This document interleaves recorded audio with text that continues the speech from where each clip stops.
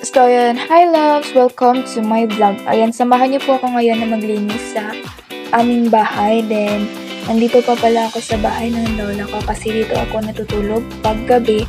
Then, ngayon samahan niyo ko is pauwi na ako sa bahay namin. Then, ayan. So, yung free time ko lang na maglinis ng bahay namin is Tuesday and Thursday. Kasi yung pasok ko is hapon. Then, dito is pag-abot ng bahay is nabutan ko si mama nag-ready ng gulay para sa ulam namin. So, una ko talaga ginagawa guys pag nauwi ako sa bahay ay naghihilamos. Kasi syempre, need yun, diba? So, ayan. Diyan na nag-base na lang po ako. Tapos, yung una kong gagawin ay kumuha ko dyan ng kung sa Bisaya pa ay silhig. Ayan. Una kong ginawa ay nagwalis ako sa kwarto ni mama at ni papa tsaka so dito naman sa kwarto ko. Ayan.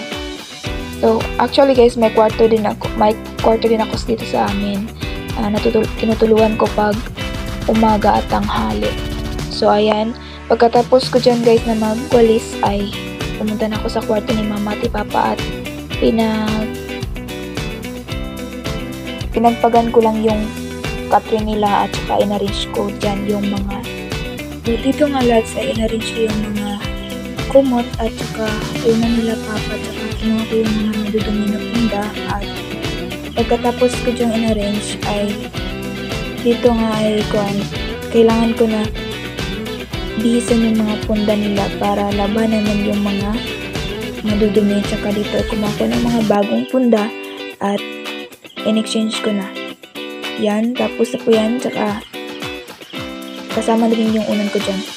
So, ayun, dito yung sunod kong ginawa ay nagwalis ako sa maliit na sala namin. Tsaka makikita nyo nga yan dyan guys, pasensya na kayo sa background kasi hindi po talaga kami mayaman. Tsaka, hindi naman po talaga para sa akin hindi po babag, no, na magiging vlogger kung mayaman ka man o hindi. So, yan, lastly yan yung ginawa ko dyan guys is yung sa balkon na namin yung linalisan ko at nilinisan. So, malapit na nga itong matapos. So, salamat!